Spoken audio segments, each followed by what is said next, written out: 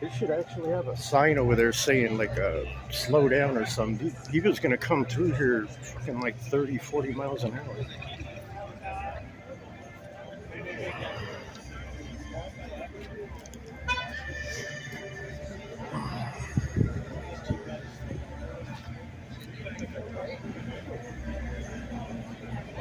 Oh fuck.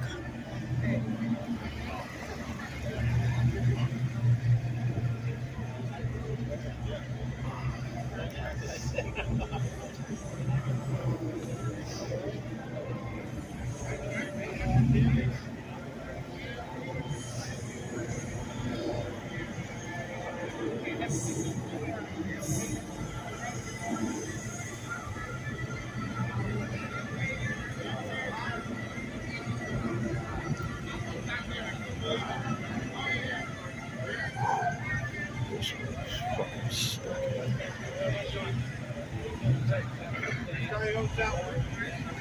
Fucking stuck.